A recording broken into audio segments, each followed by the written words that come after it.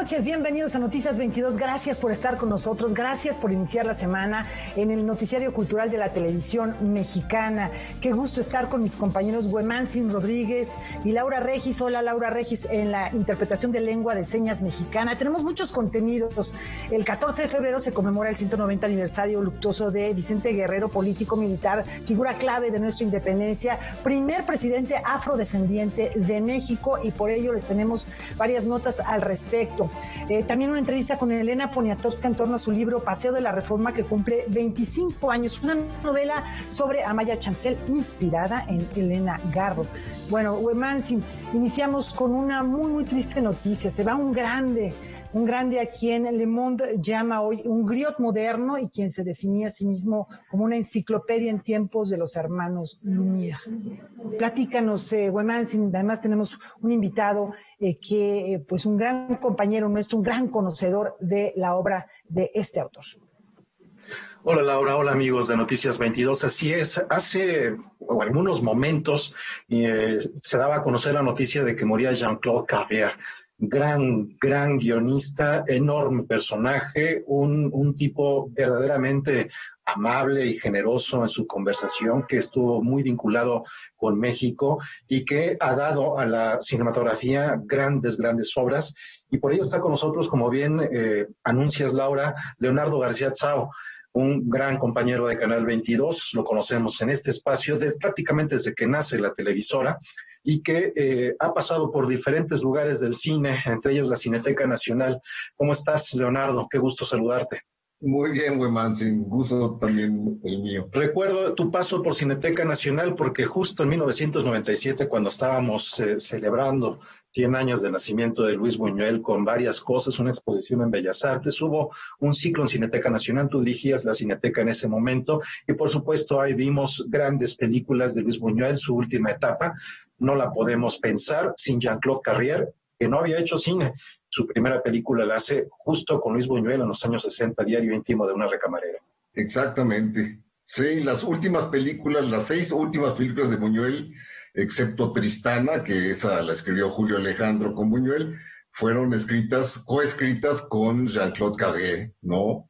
Y es un trabajo sobresaliente, vamos, son las obras finales de un genio que fue Buñuel, y que además implicó la recuperación de su malicia, de su gusto por el surrealismo, por el absurdo.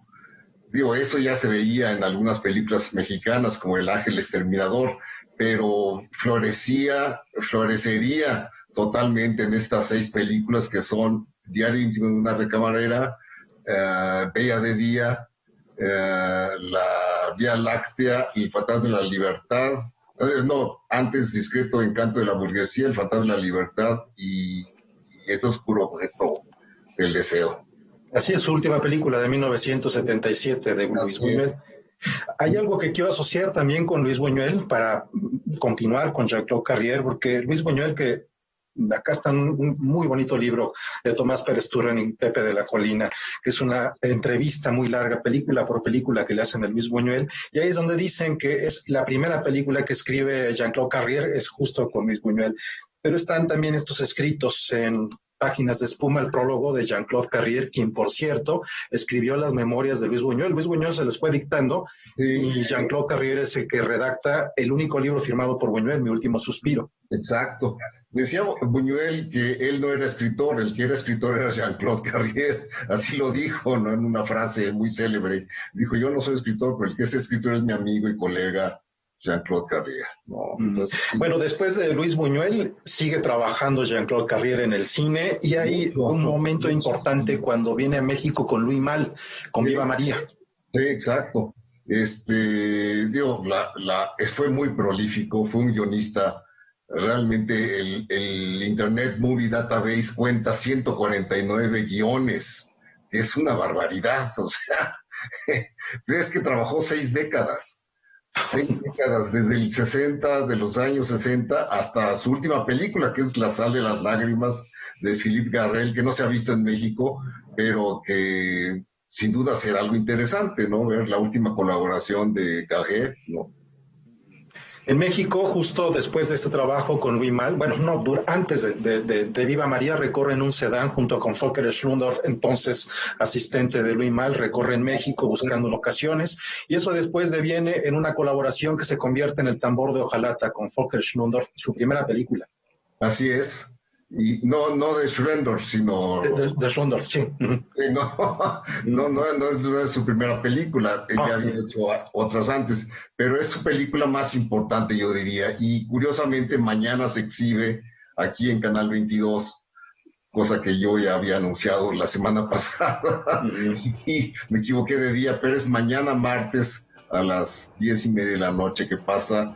Es una coincidencia macabra, pero justamente el público tendrá la oportunidad de ver uno de los mejores trabajos de Carrier como adaptador. Adaptó la novela de Günter Grass, que es colosal, que es voluminosa, que es maravillosa también, y la adaptó muy bien, siendo que es una película que apenas dura 2 horas 20, ¿no? Ahora que las películas, hasta las de La Mujer Maravilla, duran más, ¿no? Es muy recomendable que haya logrado resumir el libro de Grass en tan poco tiempo, ¿no? Tan poco tiempo en pantalla. Bueno, después viene un trabajo en los años 80 que le toma muchísimo tiempo, que es con otro grande, Peter Brook, director de teatro. Se involucra Jean-Claude Carrier con él y según lo que cuenta precisamente en este libro, Hilos del Tiempo, Peter Brook y Jean-Claude Carrier pasaron cerca de 10 años escribiendo, reescribiendo, intentando, buscando cómo resolver la adaptación. Primero sería teatro y después cinematográfica del Mahabharata. Sí, sería una serie que yo no he visto, por cierto. Desgraciadamente no conozco esa serie del Mahabharata, pero Peter Brook es un director teatral eminentemente, como lo has dicho, pero también ha hecho cine. Es un director interesante de adaptaciones teatrales al cine, ¿no? Sí, él hizo El Señor de las Moscas, ¿no? Así es, así es. Después Jean-Claude Carrier mantiene este vínculo con México. Él tuvo una presencia importante en nuestro país a principios de este siglo, cuando estaba el Festival Internacional de Cine Contemporáneo, vino a México, tuvimos la oportunidad de conversar aquí. En los años 90 él entrega el premio Cameral a la mejor televisión pública, que era precisamente la merecedora Canal 22, un reconocimiento de la UNESCO. Y después, ya en este siglo, Juan Carlos Rulfo hace un documental inspirado en él. Sí, es una codirección con Natalia Hill Turner, que es un documental muy cálido, muy afectivo a la figura de Carrier, y el título, que se llama Carrier 250 metros, se refiere a que él dice en el documental que va a haber, entre el lugar en el que él nació y el lugar en que lo van a enterrar, va a haber 250 metros. Entonces, desgraciadamente es el momento para comprobarlo, si lo van a enterrar cerca de su pueblo o si lo van a enterrar en París. ¿Cuál sería para ti, entre el universo de películas que él escribió? Hay tantas, hay Bordelino, está la adaptación de Por el Camino de Swan, de Marcel Proust, la versión cinematográfica. Hay una cantidad enorme de películas y trabajó con cualquier cantidad de directores de nacionalidades diversas. Sí, La insoportable levedad del ser, la hizo con un estadounidense, con Philip Kaufman. Trabajó también en repetidas ocasiones con Milos Forman, que era checo. Y de hecho hay una película que es muy poco conocida, que a mí me encanta, que creo que uno de los mejores trabajos de ambos. Se llama Goya y la Inquisición, y es con Javier Bardem. Una estupenda película, si la ven por ahí en un videoclub, lléguenle, porque es estupenda, ¿no? ¿Cuáles serían los elementos más importantes del trabajo de Jean-Claude Carrier que trascenderán en la historia del cine a tu gusto, Leonardo? Yo creo que su carácter juguetón, ¿no? Que se ve muy claramente en las películas que hizo con Buñuel, ¿no? Esa cosa como irreverente, ese ingenio para establecer situaciones absurdas que de alguna manera nos refiere a nuestra vida cotidiana, ¿no? Ese absurdo de vivir de la vida pequeño burguesa, ¿no? Sobre todo como se vio en Fantasma de la Libertad, El discreto encanto y ese oscuro objeto del deseo, ¿no? Son tres películas que están de alguna manera emparentadas en esa mirada burlona hacia nuestros modos de ser en cuanto al amor, en cuanto a la familia, en cuanto a la religión, en cuanto a muchos tantos otros temas, ¿no? Vigentes en nuestros días. Sí, totalmente vigentes, como puede probarse viendo cualquiera de ellas, ¿no? Ojalá este deceso de Cabé nos lleve a revisar esas películas nuevamente, ¿no? Perfecto. Muchísimas gracias por estar con nosotros, Leonardo, por compartir estos puntos de vista, un personaje fundamental para la historia del cine y tan cercano para el cine en nuestro país. Claro, hizo en México 3 coproducciones, entre ellos Viva María, Antonieta, que no es muy afortunada, de Carlos Saura, y Memorias de mis putas tristes, en efecto, la adaptación de García Márquez. Eso te indica la variedad del estilo de Cabé. Muchas gracias, Leonardo. Y rápidamente, Laura, una recomendación. Hay un libro que fue editado en 2009, una conversación entre Humberto Eco y Jean-Claude Carrière a propósito del futuro de los libros. Resulta muy interesante pensar cuáles los cuestionamientos que ellos tenían a partir de los cambios que podrían existir en los siguientes 15 años a partir de ese 2009. Y un libro editado en México por Artes de México, que son... Ese es un libro hace unos 3 años más o menos, 7 cartas más una, es la correspondencia que tuvo Jean-Claude Carrière con sus hijas, o parte de la correspondencia que tuvo. Era un hombre que viajaba por todo el mundo y son cartas desde diferentes partes del orbe, Laura. Y publicado por Artes de México. Exactamente.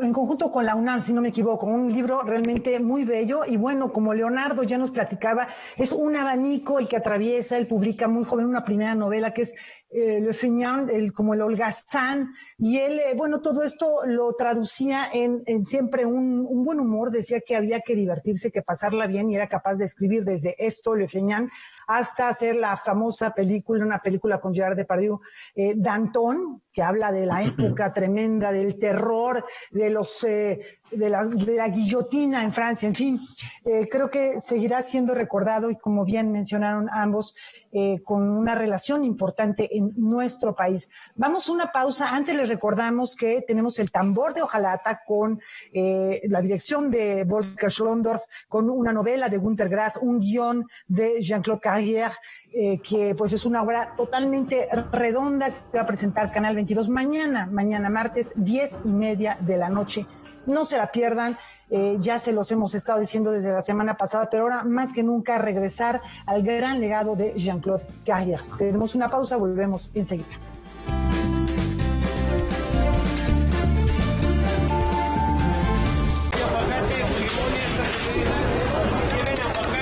Son 137 pesos.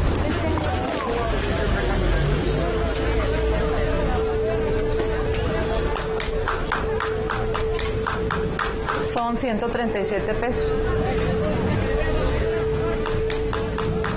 De aplausos no se come. Por eso el PT luchará para que nuestro personal médico y enfermeras reciban un aumento del 100% de sus sueldos. El PT está de tu lado. El sol sale para todos. Con propuestas para reactivar la economía. Porque urge invertir en hacer a México competitivo para generar desarrollo. En el PRD proponemos que se les den apoyos a los que perdieron su empleo hasta que lo recuperen. Promoviendo que le compremos a las empresas locales. Trabajamos para reformar el sistema de pensiones para que haya sueldos justos y se revise la edad de retiro. Eso es lo que nos urge a los mexicanos, y con la participación de todas y todos podemos hacerlo. El sol sale para todos. PRD. Ay, ahorita.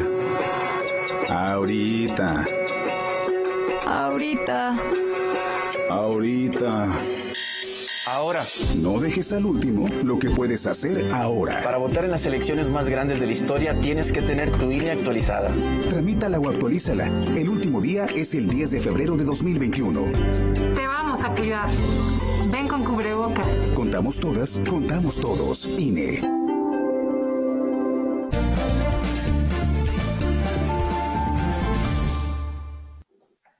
Bueno, ya comentábamos al inicio del programa, este domingo se conmemoran 190 años de la partida de Vicente Guerrero, uno de los personajes más distinguidos, más importantes de la Guerra de la Independencia. En México realmente se sabe poco del origen afrodescendiente de esta ascendencia que tiene y la presencia de la comunidad afromexicana, afronovohispana en su momento también en el caso de Vicente Guerrero, que ha sido en muchas ocasiones negada por la historiografía. Esta noche vamos a platicar de este tema en la siguiente nota que les hemos preparado. El próximo 14 de febrero se cumplirán 190 años del deceso del insurgente Vicente Guerrero Saldaña, segundo presidente de México que en poco más de 8 meses en el poder se convirtió en el máximo responsable de abolir la esclavitud en nuestro territorio. Aquel líder independentista del que aún hoy pocos conocen su origen afrodescendiente. Hablar de Vicente Guerrero, de su vida, sus logros, su lucha por el bienestar de las comunidades vulnerables, es también hablar de la invisibilización y marginación de la población afrodescendiente en la narrativa histórica de México, pues pareciera ser que la nuestra es una historia únicamente entre españoles, criollos e indígenas. Del mismo modo, evocar al caudillo nacido en Tixtla, en la antigua Intendencia de México, pero también a Gaspar Yanga, el primer libertador de América, es reconocer la tercera raíz de nuestra historia y sus contribuciones, ignoradas durante siglos. Más de 200 años tuvieron que pasar para que se reconociera la existencia de una numerosa población afrodescendiente en nuestro territorio. En el año 2015, hubo una primera aproximación gubernamental para incluir a este sector de la sociedad en su encuesta intercensal. Pero no fue sino hasta el año pasado que la pregunta ¿se considera usted afromexicano, negro o afrodescendiente? Fue considerada en el Censo de Población y Vivienda del INEGI. La inclusión de esta pregunta, aunada al reconocimiento constitucional a la población afrodescendiente que tuvo lugar en 2019, supuso un avance decisivo para los derechos de las minorías étnico-raciales y para empezar a saldar la deuda histórica de un país que ha borrado de su historia oficial y de la vida pública a la población afrodescendiente. En la actualidad, más de 2.576.000 personas se autorreconocen como afrodescendientes o afromexicanos en territorio mexicano. Esta población representa el 2% del total de ciudadanos que habitan nuestra geografía y aun cuando se trata de una minoría frente a otras comunidades, sus aportes culturales, lingüísticos y gastronómicos a la vida social de México son incuestionables. Es de sobra conocido el episodio histórico en el que Vicente Guerrero recibe, por conducto de su padre, la propuesta de indultos y desiste en su lucha por la causa libertaria. Como sabemos, Guerrero se negó al ofrecimiento y desestimó las ventajas que podría traerle el perdón que se le brindaba. En respuesta, pronunció frente a sus tropas la insigne frase «La patria es primero», cuya convicción se extiende hasta nuestros días. La patria a la que Guerrero aludía y que estaba dispuesto a defender a ultranza es una patria en la que quepamos todos y reconozcamos lo que somos. Con información y texto de César H. Meléndez, Rodrigo Peredo, Noticias 22. A propósito, los invitamos a que no se pierdan la transmisión del foro 190 aniversario luctuoso de Vicente Guerrero, afrodescendientes en la Guerra de Independencia. Es un encuentro virtual organizado por el Instituto Nacional de Estudios Históricos de las Revoluciones de México. Hay varios especialistas, van a recuperar la presencia de la población de origen africano en nuestro país, van a hablar sobre ello, va a estar, la verdad, muy rica la plática, la discusión. Es el próximo miércoles, este miércoles 10 de febrero a las 5 de la tarde por medio de la plataforma Contigo en la Distancia de la Secretaría de Cultura Federal, también en las redes de este mismo Instituto Nacional de Estudios Históricos de las Revoluciones de México, el INERM. Wemansi, tenemos más acerca de este tema. Así es, Laura. Se trata de visibilizar la afrodescendencia y esperamos que también en otro momento eso provoque entendernos en el complejo país que somos y que hemos sido, porque así como estuvieron los afrodescendientes que llegaron de diferentes partes de África, y eso significan diferentes tradiciones, diferentes culturas, diferentes etnias, también llegaron muchos judíos con los españoles, llegaron árabes y son presencias, o los chinos, son presencias que todavía no tenemos muy claras en la conformación de este país. Importante hoy, a partir de que un colectivo, una ONG, propusiera que el INEGI tomara en cuenta estas preguntas que mencionabas, se ha detonado esto, la afrodescendencia. Y para visibilizar esta comunidad que por muchos años ha formado parte de nuestro país, el colectivo para eliminar el racismo en México llevó a cabo esto que comentamos, el primer censo Afrocenso MX. En el censo del 2020, por primera vez se incluyó la pregunta de autodescripción si se es negro, afromexicano, afrodescendiente. Un paso enorme para visibilizar a esta comunidad, parte fundamental de la riqueza cultural y la historia de nuestro país. ¿Cuál fue la importancia de responder sí a esta pregunta? ¿Qué se entiende por población afromexicana, negra, afrodescendiente hoy? Esta invisibilización estructural, social e histórica ha creado barreras en acceso a servicios y una ausencia de debates clave sobre políticas públicas y de sensibilización dentro de la población de nuestro país. Creo que el proceso de invisibilización que había sostenido, digamos, que México como país durante muchos años, hasta muy recientemente, digamos, los últimos 20 años, ha cambiado con respecto a la población afrodescendiente. De hecho, el que en 2020 sea el año en que por primera vez se plantea la pregunta de autoadscripción en el censo, pues ya te marca un punto con respecto a la agenda de otros países en América Latina. El 1 de enero de 2015 inició el Decenio Internacional para los Afrodescendientes, declarado por la ONU, para que la comunidad internacional reconozca que los afrodescendientes representan un grupo específico cuyos derechos humanos deben promoverse y protegerse. La doctora Fabiola Fernández Guerra, especialista en comunicación para el cambio social, se acercó al conocimiento de la población afrodescendiente a partir de la campaña que realizó en conjunto con el colectivo Coopera, Afrocenso MX. ¿Por qué hacer una campaña como esta? ¿Por qué decir sí?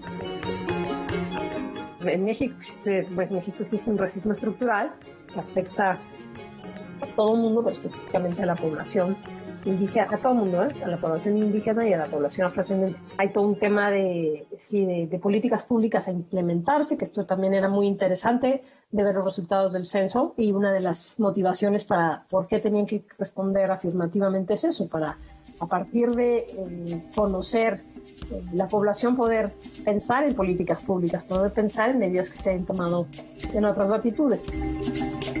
Y sobre la resistencia a la autoidentificación como afrodescendiente, ¿qué pasa con este tema? ¿A qué responde? De una comprensión del proceso de invisibilización que ha habido históricamente en México, y también de poner de entender los efectos del racismo, y que parte de este racismo estructural pues ha afectado a las poblaciones y la respuesta de las poblaciones. Justo en la campaña mucho de lo que trabajábamos era, bueno, si nosotros vamos a hablar sobre la pregunta, no vamos a discutir si se hizo, cómo se hizo, etcétera, sino cuando te pregunten esto, ¿de qué manera respondes? ¿Cuál va a ser el distintivo para entender que sí es, y si se vincula o no a una cuestión de tono de piel, o a una cuestión cultural, o a una cuestión de grupos? Entonces hay una discusión muy profunda después. De acuerdo al arrojado por el censo de 2020, en México hay una población de 2.571.213 afrodescendientes. Es decir, que 2% de cada 100 habitantes se asume con esas raíces, un 2% de la población total. De esa población, actualmente reportada, un 50.4% son mujeres y 49.6% son hombres, y de estos, el 7.4% es hablante de una lengua indígena. Luego de estos resultados, ¿qué sigue? Creo que lo que sigue, por lo menos por parte de la campaña Afrocenso MX, es la difusión de los resultados, el poder entenderlos y desglosar matices como los que tú señalas, quién se entiende por población afromexicana, negra o afrodescendiente, cómo se traduce esto en políticas públicas, cuáles. Para Noticias 22, Ana León. Bueno, esta invisibilización de la que hablaba Güemansin, Ana León, en esta nota de las comunidades africanas, este borrar una parte de nuestra memoria, empezando, bueno, desde el primer momento en que las castas son abolidas con la independencia de México, también todos estos personajes son blanqueados, entre comillas, por la historia. Esto ocurre con la comunidad de origen africano, pero también con la comunidad de origen argentino y muchas otras comunidades y en muchos países a lo largo y a lo ancho del planeta. Esto ha incrementado la discriminación en muchos sentidos al grado de surgir esta palabra o de replicarse con mucha frecuencia la palabra supremacismo. ¿Qué es el supremacismo? ¿Por qué debemos preocuparnos y conocer de qué se trata? Vamos a lo siguiente. Más de una vez en los años recientes, ante el aumento de casos de violencia racial en nuestro vecino del norte, hemos leído o escuchado en los medios de comunicación afirmaciones del tipo «los supremacistas blancos viven nuevo auge en Estados Unidos» o «el supremacismo va a la alza en el mundo». A raíz de los hechos suscitados el 6 de enero, cuando centenares de personas tomaron por asalto el Capitolio de Washington, el término supremacismo volvió a resonar con alarmante fuerza. Pero, ¿qué es exactamente y por qué debemos preocuparnos ante su repunte? La noción de supremacía entonces refiere a esta autoidentificación para un grupo en la idea de que está colocado social y materialmente y espiritualmente en una posición de superioridad respecto del otro. Es un grado extremo de racismo donde claramente se postula la idea de que la raza, que no existe, las razas biológicamente son una invención de un cierto momento de la historia humana, y sin embargo se dice los blancos, la raza blanca es superior a todas las demás, ocupa el culmen en la pirámide y tiene estas cualidades, digamos, de bueno, trabajador, de una cierta moral, y está muy asociado, y eso también es un rasgo del supremacismo, a ideologías de extrema derecha, a ideologías muy conservadoras, porque a veces se da el racismo y no necesariamente se da el supremacismo. Desde esta perspectiva, el supremacismo implica la radicalización extrema del racismo, que en el peor de los escenarios puede llevar a políticas de solución final o de aniquilación del otro. En palabras del Dr. Gandarilla, las expresiones más bárbaras de esto, en el marco de las guerras imperialistas más recientes, son la idea de un eje del mal y la islamofobia. La supremacía o las ideas supremacistas en el marco de la modernidad capitalista, si entendemos esta como el proceso que surge desde el siglo XVI, está claramente vinculada con esta expresión del colonialismo de ocupación, la invasión y la destrucción de las otras colectividades. Los procesos de relación que tendrían que ser de relación humana con el otro se construyen más bien como una relación violenta y puede ser aniquiladora del otro. Esa es justamente la razón por la cual uno debe llamarse a preocupación cuando estos procesos se hacen explícitos, y porque la historia de la humanidad, la historia civilizatoria de la humanidad registra justamente ese conjunto de genocidios. Al tiempo que el supremacismo afirma la superioridad de un grupo y pretende legitimarla, señala también la supuesta inferioridad del resto. Ese nivel, digamos, de querer aniquilar al otro empieza primero por denigrarlo, por ponerlo en un lugar inferior, por despreciar sus manifestaciones culturales y sus manifestaciones, digamos, de toda la vida, de cómo es. Entonces, que haya cada vez mayor permisibilidad para los discursos supremacistas y de odio genera, claro, preocupación. O esta ideología supremacista va trasminando en todos los espacios y se va consolidando, entonces, o tiene una legitimación. Lo que hay que hacer es desmontar esa legitimación desde la cotidianidad, pero también desde lo institucional. El reporte anual de la Liga Antidifamación, organización que investiga incidentes de odio en Estados Unidos, mostró en 2019 el mayor registro hasta ahora de propaganda supremacista blanca, y un total de 2.713 incidentes supremacistas, más de 7 casos por día. Mientras que en 2020, de acuerdo con un informe del Departamento de Seguridad Nacional, casi el 70% de los atentados que sufrió el país están enmarcados en el supremacismo blanco, una categoría de la extrema derecha. Más de 40 personas perdieron la vida en estos ataques. A veces la tolerancia es, bueno, tú puedes ser como tú quieras y manifestarte como tú quieras, pero lejos de lo que yo estoy haciendo. La real interpenetración cultural, la interculturalidad, ahí así entendida, implica realmente una apertura, ahora sí que desde el sentido de lo cotidiano, pero también de lo comunal, a esas otras formas de vida. Y que en realidad nos vamos a dar cuenta que no son tampoco tan distintas, y esa incorporación va a enriquecer lo que somos, y esa es la idea, digamos, que puede combatir el miedo y el desconocimiento, que es lo que fundamenta el racismo y el supremacismo. Con información y texto de César H. Meléndez, Rodrigo Peredo, Noticias 22. Bien, es un tema muy importante esto que estamos compartiendo con todos ustedes, y a propósito de la negritud, aquí en Canal 22 habrá una programación especial a lo largo de todos los días, así que los invitamos a que se acerquen a la pantalla de Canal 22, que lo tendremos en especial en esta semana. Pero será un tema que estaremos revisando a lo largo de todo el año en toda la programación de Canal 22. ¿Por qué? Bueno, simplemente entre las imágenes que veían en ese momento se veía por ahí a Yanga. Yanga fue un príncipe que venía de lo que hoy conocemos como Angola. Y por ahí de 1607 se rebela, llegó como esclavo aquí, se rebela, se va con un grupo de negros que venían junto con él, y fundan una pequeña ciudad muy cerca de Orizaba, de Córdoba, en Veracruz, que se llama hasta la fecha Yanga, como era el nombre de ese príncipe. Es uno de los tantos movimientos que buscaron libertad en el periodo colonial en nuestro país. Por eso y tantas cosas más es muy importante.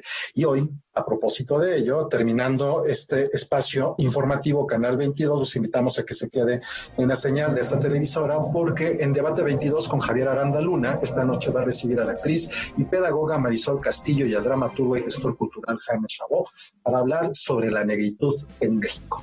No se lo pierda hoy a las 9 de la noche por la pantalla de Canal 22, y toda esta semana una programación muy rica, especial, dedicada a una de nuestras tantas raíces en nuestro país. Con esta información, una pausa y volvemos.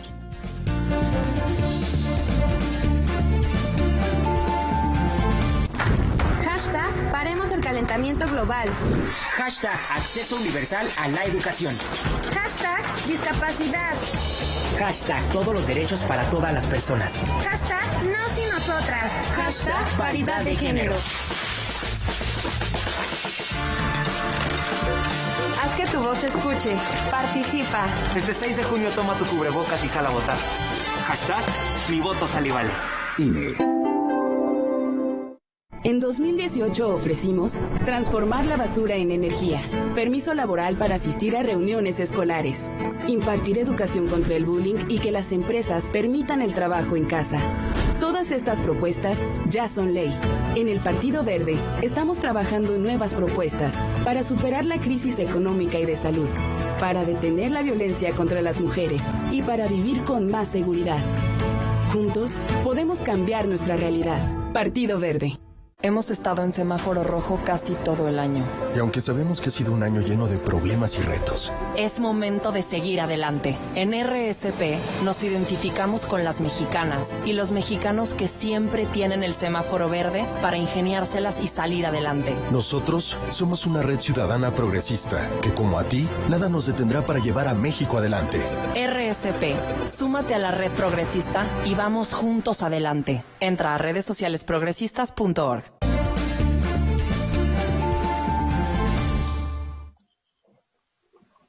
Bueno, no es raro que Elena Poniatowska hablemos de los libros que ha abordado personajes femeninos fascinantes, como es el caso de Leonora Carrington en su libro Leonora, o de Tina Modotti en su libro Tinísima. Este es el caso también del libro Paseo de la Reforma, que ya cumple 25 años.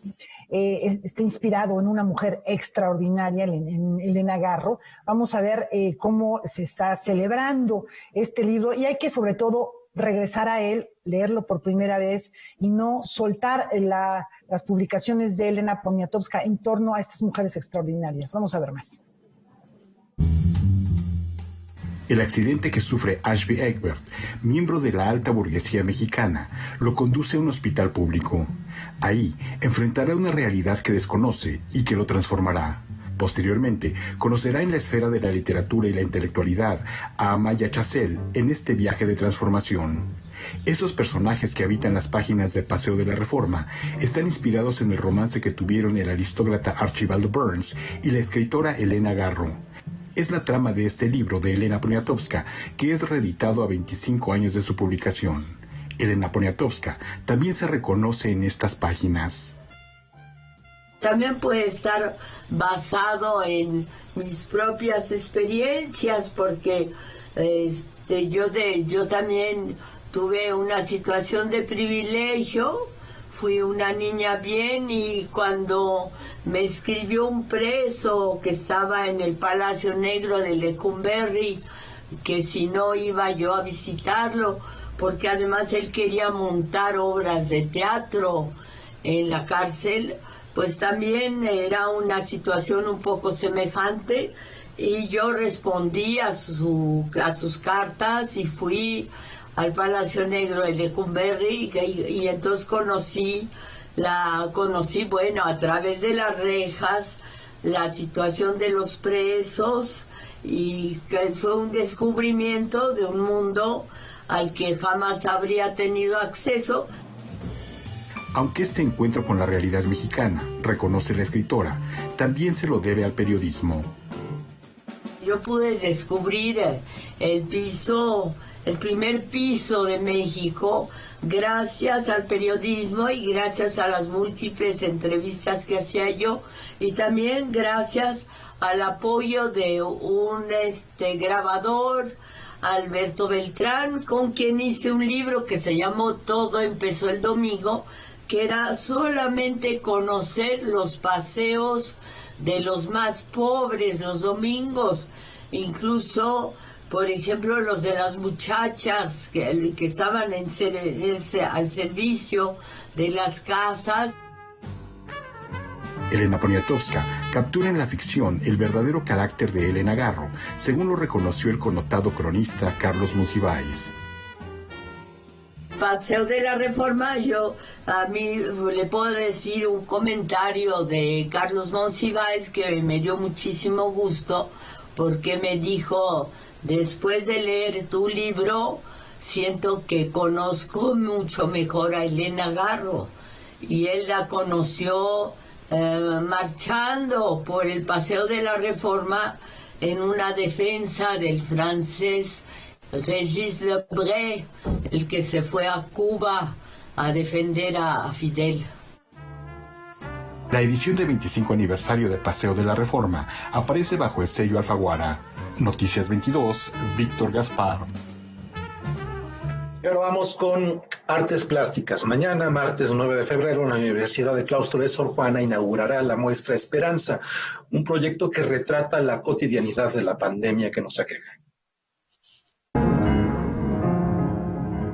La mirada confinada de 16 fotógrafos, algunos experimentados y otros noveles, es conjuntada en la exposición virtual Esperanza que ofrece la Universidad del Claustro de Sor Juana en su celda contemporánea. La muestra también ha sido adaptada para su exhibición en línea, aunque tendrá una inauguración física. Esperanza captura en 70 imágenes la cotidianidad de la mirada a través de paisajes, objetos y autorretratos.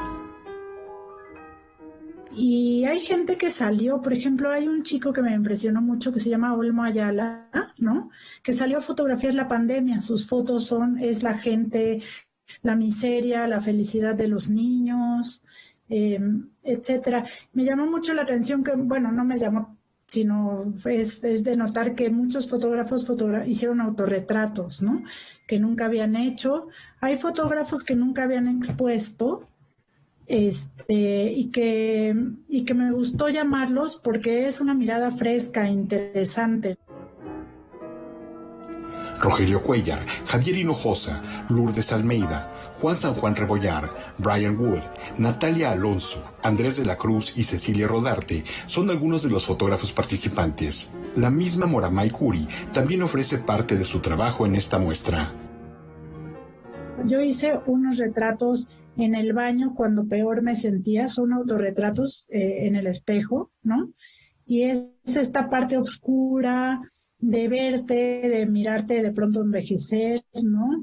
De ver cómo te va cambiando el color porque no sales al sol. Eso me pasó un poco a mí, pero a la vez está esta luminosidad de cosas en la azotea, ¿no? Yo fotografié, por ejemplo, una abeja que me visitaba a diario, bueno, no a mí, a la pila de agua, ¿no?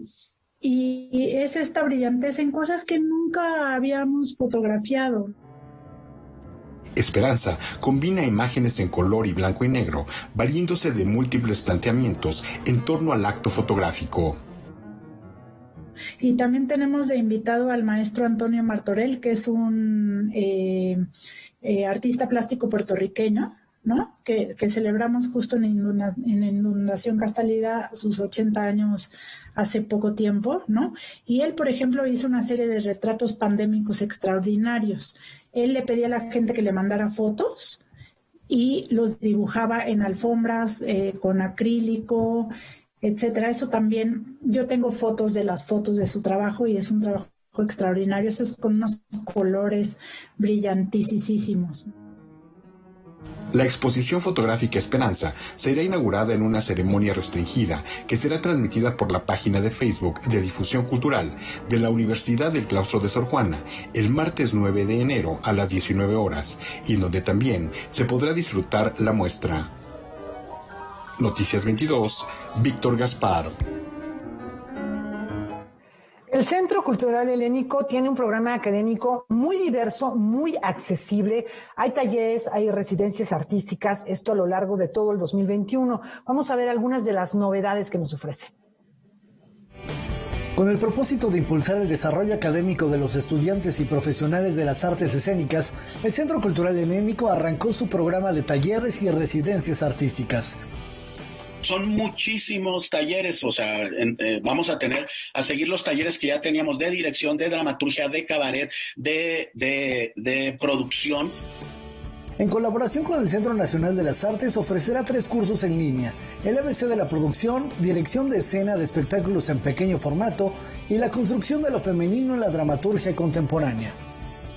Está visualizado, estructurado, medido, calculado y que tendrá seguimiento desde la esfera de un cuerpo de mujeres, de un cuerpo colegiado de mujeres que hablarán de los procesos de creación desde lo femenino. Creo que la vuelta aquí es que está hecho por mujeres, está coordinado por mujeres, está diseñado por mujeres, está hablando de temas de mujeres, pero también pueden participar varones y LGBTTI. O sea, es para todos los géneros y eso es lo que me parece maravilloso. El Centro Cultural Helénico también estrechó lazos con el Centro de Capacitación y Actualización en Artes Escénicas de Morelos para ofrecer el curso de la técnica a la palabra, así como el taller de libertad de expresión, el programa de actualización profesional multidisciplinario y de clown. Todo este programa, todo está diseñado para que sea presencial y también digital. Es decir, para que los bienes culturales se dispersen de manera digital y con el deseo grande de reabrir nuestras temporadas, nuestra programación, que es otra parte muy importante del corazón del Helénico, con los teatros en los que estamos, el Helénico, la Gruta, etcétera, y también pues seguir manteniendo esta presencia digital. Todas las actividades se ofrecen de manera gratuita. Las convocatorias de los talleres y actividades se podrán consultar en la plataforma Contigo en la Distancia y en la página del Centro Cultural Helénico. Noticias 22, Óscar Cortés. Es momento de hacer una pausa. Antes queremos invitarlos a que pongan atención en lo siguiente, tal vez están interesados. El Centro de Cultura Digital lanza una nueva convocatoria para todos aquellos artistas, creadores, maestros, entusiastas de la cultura digital que tengan algún taller que puedan impartir en línea durante el programa educativo 2021. Las propuestas participantes podrán abordar temas de seguridad, derechos, hábitos digitales, producción musical, robótica, entre otros temas, siempre y cuando se incluya la cultura digital en toda su amplitud y diversidad de temas públicos. Si quiere consultar las bases, únicamente debe ingresar a la página del Centro de Cultura Digital o bien en la plataforma Contigo en la Distancia de la Secretaría de Cultura. Con esta invitación hacemos una pausa, regresamos con más información.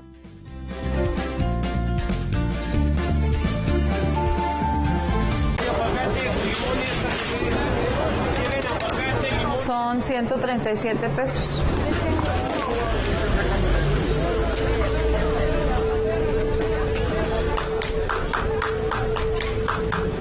Son 137 pesos.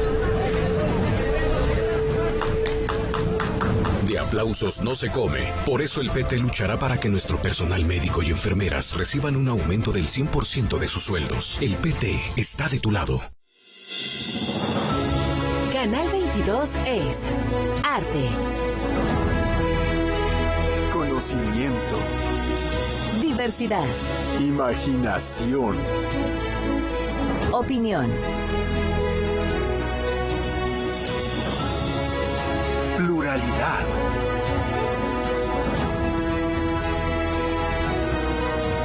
diversión.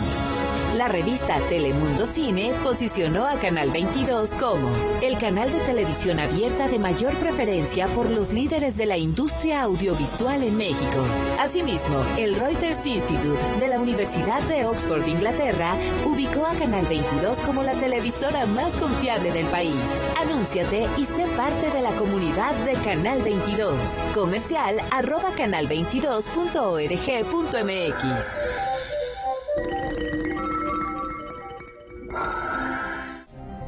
Una de las pandemias más antiguas del país y una de las más toleradas, también hay que decirlo, es el racismo entre nosotros. Mulato Teatro ha visibilizado este problema a través de sus puestas en escena. Si quieren saber cuál es su propuesta estética, los invito a que escuchen a la actriz Marisol Castillo y al dramaturgo Jaime Chabau, aquí en Debate 22. Hoy, 21 horas, Canal 22. La cultura se ve en todas partes.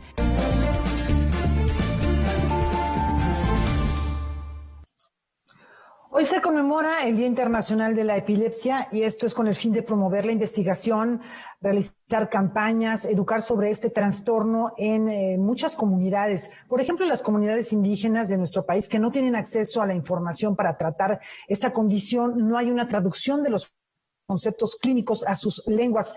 Y ante esta necesidad se presentó la campaña Luchando por la Epilepsia sin Barreras. Vamos a conocer de qué se trata.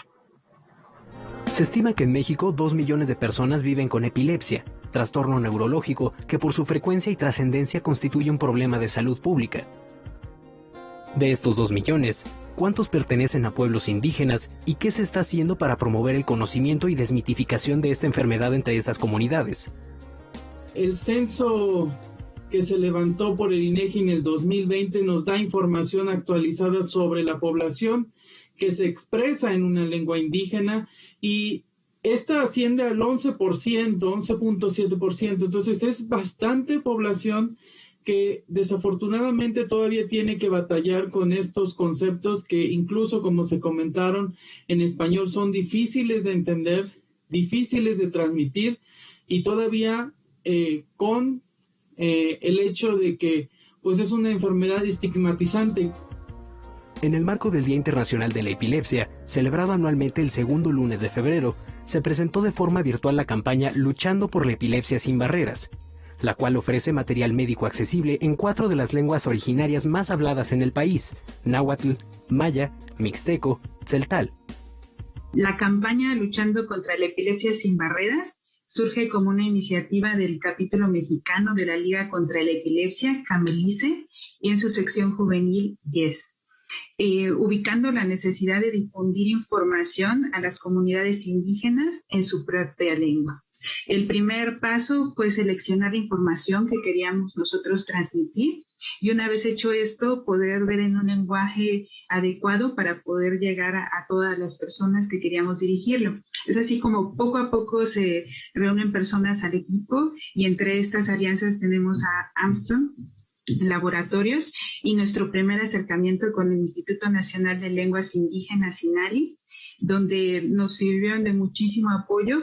Nos dimos cuenta de que habíamos previsto nosotros hacer materiales escritos y ellos ya nos comentaron que muchas de las comunidades indígenas hablan la lengua, la comprenden, pero no la escriben o la leen. Entonces, eso hizo cambiar el objetivo de la difusión y hacer materiales tanto en audio como en video. Nuestra intención es de que lleguen a las personas que lo necesitan, a los usuarios, al personal de salud, a la sociedad como tal, que pueda hacer conciencia de los retos que día a día tiene que luchar una paciente que tiene o un paciente que tiene esta enfermedad en diferentes ámbitos, no solamente de su salud, sino educación, trabajo, reintegración, rehabilitación y ofrecerle las opciones que sí llegan a la cura. No es una enfermedad que solamente se trata. Sin embargo, dar los elementos básicos de la comprensión va a ayudar a que estos mitos disminuyan y que el conocimiento los empodere también para ser parte de su propio cuidado a la salud.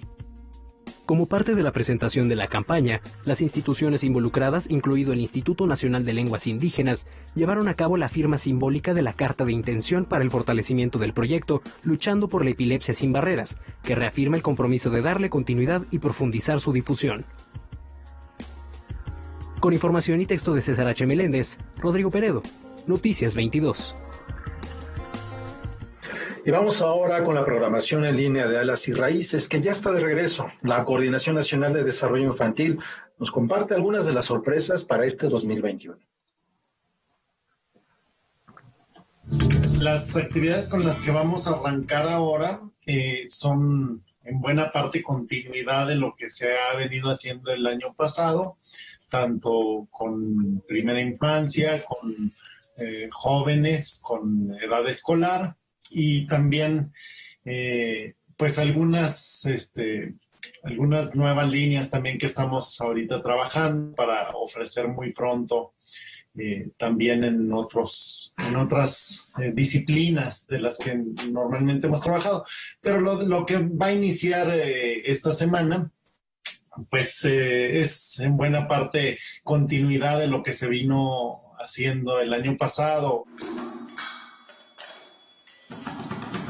Por ejemplo, la doctora Cerebro, ¿no?, que va a empezar los jueves a partir del 11 de febrero a las 10 horas, son pequeñas cápsulas de arte y ciencia, ¿no?, videos, por supuesto, de arte y ciencia en las que se aborda el funcionamiento del cerebro de una manera divertida, ¿no? Y entonces la maestra en neuropsicología, Natalia Cárdenas, diseñó estas cápsulas y elaboró estas cápsulas de la doctora Cerebro, con el que vamos a poder acercarnos al funcionamiento del cerebro humano. Y vamos a tener algunas historias divertidas como Engañé a mi gato, Don Juan, el zorro y Yacaré, el ratón y el ladrón, en voz de diferentes narradores orales.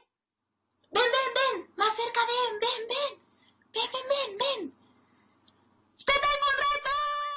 Contaba también que estos pequeños talleres de tiempo para juglar, donde se estimula a los niños a crear poéticamente a través del juego, van a estar en estas primeras sesiones a cargo del maestro Rodolfo González, que es un músico tradicional y compositor, que además ha desarrollado toda una metodología alrededor de la lírica tradicional en nuestro país. Vamos a tener más narraciones orales con Alejandra Guadarrama, que va a contar la historia de Fonchito y la Luna. Ángel Aranda contará Rey y Rey.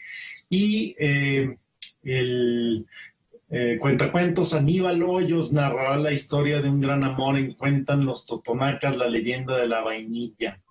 Vamos a tener también parte del Festival Literario de Nayarit. Es que quiero contarles un poema que escribí. Bueno, nos vamos con música. Hoy lunes 8 de febrero John Williams cumple 89 años. Le mandamos un saludo. Parece que sí está pendiente del programa. Uno de los compositores más conocidos, destacados de cine, de televisión, creador de bandas sonoras de películas como Superman, Tiburón, La Guerra de las Galaxias, Los Goonies, Indiana Jones. Ha trabajado muy cerca de Steven Spielberg, ya mencionaba yo Tiburón, pero también está E.T., el extraterrestre, Parque Jurásico, La Lista de Schindler, entre muchas otras películas. Womansing. Así es, también está Harry Potter. Él hizo la música para Harry Potter. Y aunque sí lo celebramos y sus partituras son muy reconocidas, también hay que decir que es un compositor que toma ideas de otros grandes compositores. Nos vamos a despedir con la Marcha Imperial de Star Wars, Laura. Pero si quieren oír la versión original, la primera, de donde toma John Williams las ideas, escuchen Marte, de Gustav Holst. Sin embargo, bueno, sabemos que es más famosa esta. La Marcha Imperial. Muy buenas noches. Nos vemos mañana, Laura. Hasta mañana.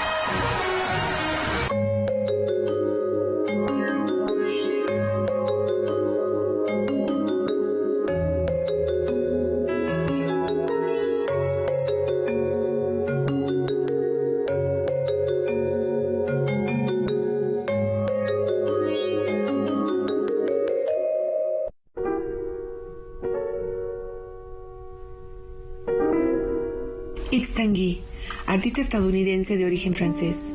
Es uno de los surrealistas